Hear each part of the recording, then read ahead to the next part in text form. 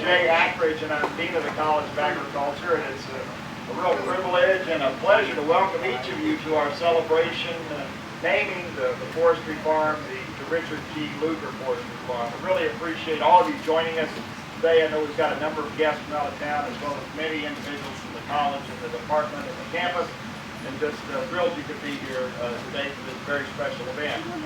We worked on the weather and a little disappointed in the rain, but we know it could be worse, and we also know that foresters are really hardy people, and the little weather is not going to be any kind of an issue. So again, we're delighted to have you here today. So this is a really special and important day for the university, for the college, and for the Department of Forestry and Natural Resources, and I think for a lot of reasons. I mean, one, today gives us a chance to put a spotlight on a really important industry in our state of Indiana. That's the forestry and hardwoods and wood products industry. This group knows better than most in our state that it's an industry flying a bit below the radar until we had our first Department of Agriculture strategic plan. And then it was interesting how we discovered about 5 billion acres of hardwoods and timber in this state, and the fact it was the largest single employer among all agricultural enterprises. And so we get a chance to celebrate that today. I think the last numbers I saw showed Indiana the #3 hardwood producer in the U.S. Dan Caston's here someplace. I'm sure he'll correct me if I got that wrong. So, but it also gives us a chance to celebrate the Department of Forestry and Natural Resources. And as many of you know, we celebrated 100 years of that department being part of our college recently. And you know, it's a terrific group of roughly 75 faculty and staff and 250 undergraduates and then about 75 grad students. And the work that you do, and many of you are here today in forestry and wood products and fisheries and wildlife, and much of the ecology work on campus happens in this department, evolutionary biology. We just really appreciate the excellence in extension and research and teaching that is our Department of Forestry and Natural Resources. I'm glad to celebrate that today as well. And of course, most importantly, we're here to celebrate a legacy of just an exceptional Hoosier, a person who's made his mark in so many different ways. And one of them that the public may not know as much about is his personal passion for woodlands and hardwoods and all the things he's done to really support that industry. And we have a chance today to put a big spotlight on that part of Senator Lugar's legacy as well. So we're excited about today, and certainly an event like this doesn't just happen. I see Eric Putman, our Director of Advancement here, and Kelly Delp is here as well. We appreciate the work they've done to help put today together. But I also want to acknowledge your department head, Dr. Rob Swihart, not only for his extraordinary leadership of the department, but for putting this idea forward. And I can assure you, some of you know about bureaucratic processes at the university. This was one idea that absolutely flew through every step, because everybody who looked at it said it's exactly the right thing to do. And we're excited to get to today and have the chance to celebrate that. So with that, I'm going to turn it over to Dr. Rob Swihart for a few remarks on Senator Lugar's legacy in this area of hardwoods and wood products, and also to introduce our very special guest. So Rob.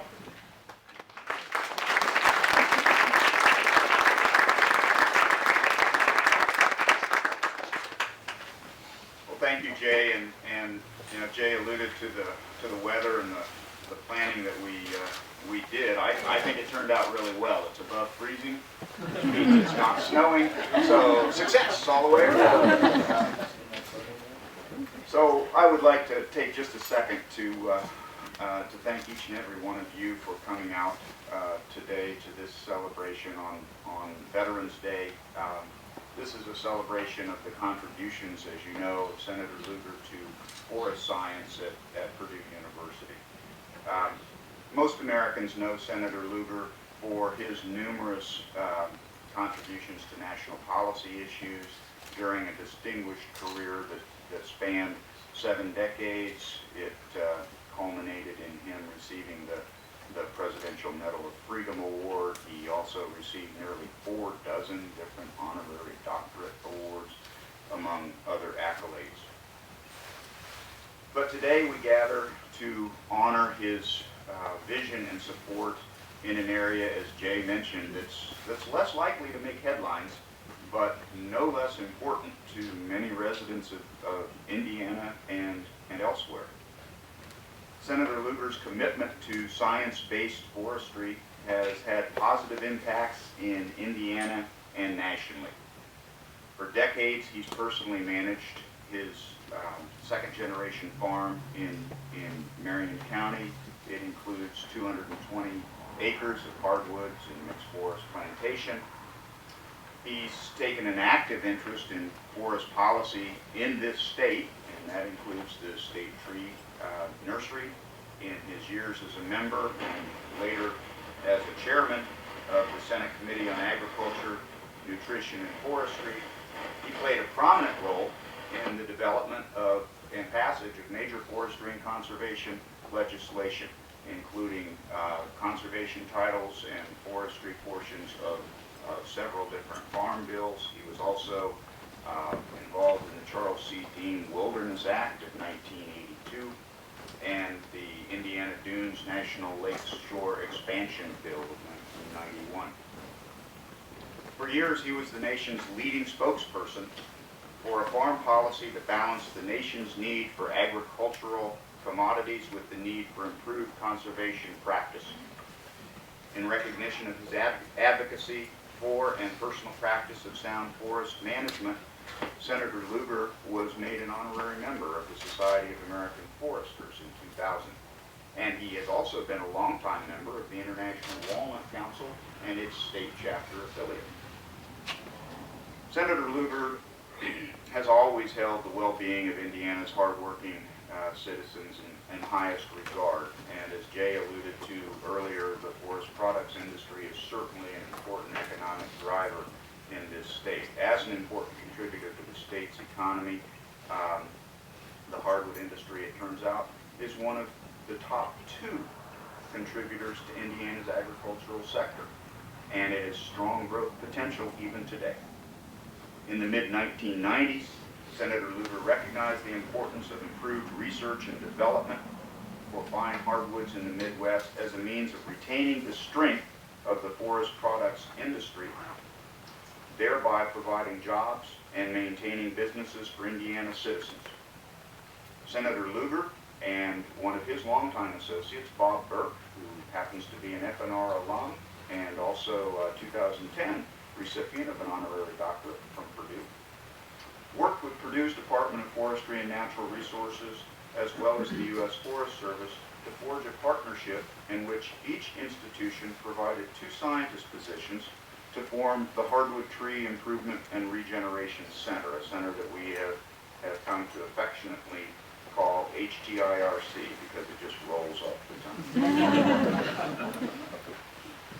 Because of Senator Lugar's sponsorship, federal support for HTIRC began in 1997, and Forest Service scientists, including the director of the HTIRC, Charles Mickler, who unfortunately could not be here today, began working at Purdue in 1998.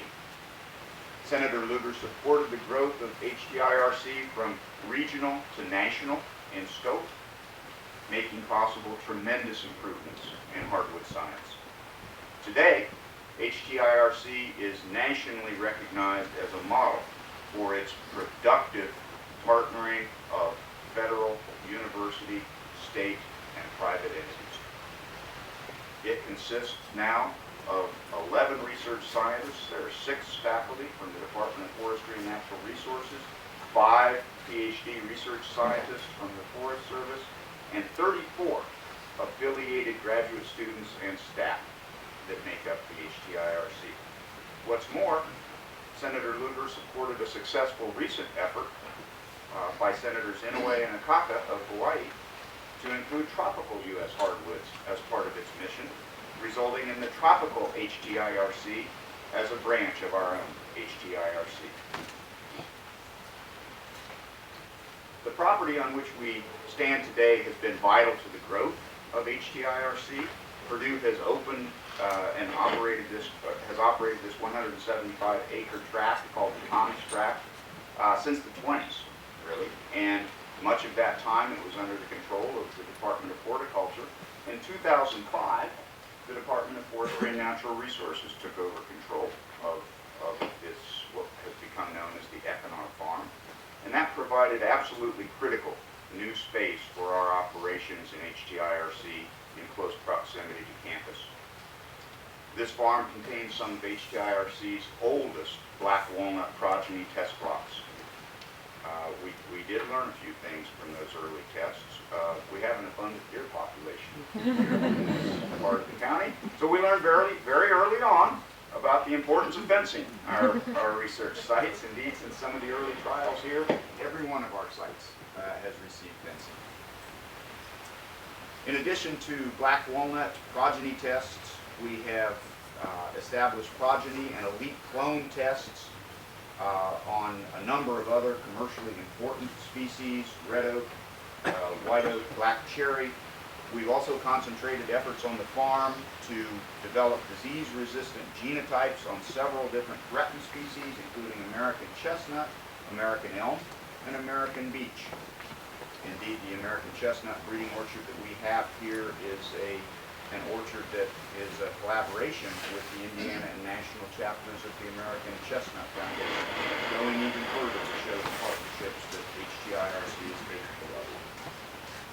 Finally, research is being done on this and other farms to study the potential of hybrid poplars for biofuels in Indiana. Of course, Senator Lugar is no stranger to this sort of work. He long ago recognized the importance of natural resources to national security and the role of scientific discovery